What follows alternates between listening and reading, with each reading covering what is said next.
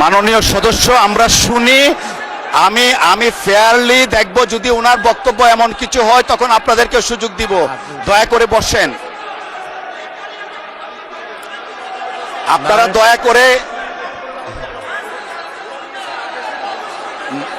মাননীয় সংসদ সদস্য, আপনারা বসুন, দয়া করে বসুন। কি বলতে চাই আমরা শুনি। মাননীয় স্পিকার, অ্যাডভার্স কোনো কিছু হবে না, দয়া করে বসুন।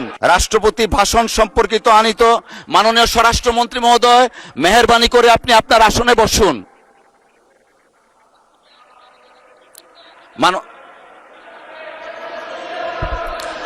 মাননীয় স্বরাষ্ট্রমন্ত্রী মহোদয়, আপনি আপনার আসনে মেহেরবানি করে বসুন। মেহেরবানি করে বসুন আপনি।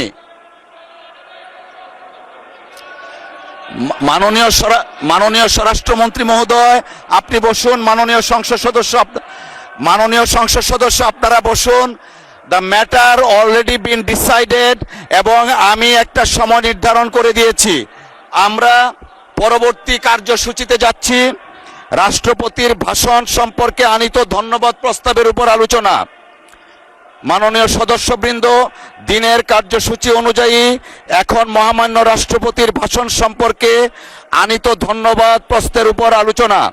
আমি জনাব খন্দকার মোহাম্মদ আবু আশফাক, ঢাকা 1 আসনের নির্বাচিত প্রতিনিধিকে 8 মিনিট সময় বরাদ্দ করছি।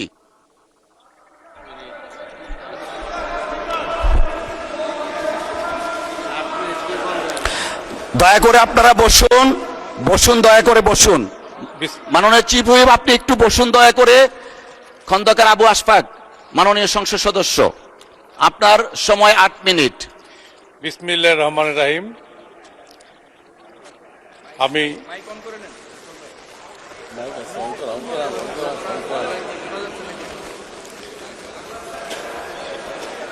আমি মাননীয় চিফ হুইপ খন্দকার আবু আশফাক সাহেবের বক্তব্য শেষ হোক, তারপরে বিবেচনা করব।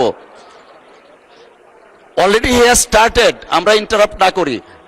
খন্দকার আবু আশফাক সাহেব, মাননীয় সংসদ সদস্য।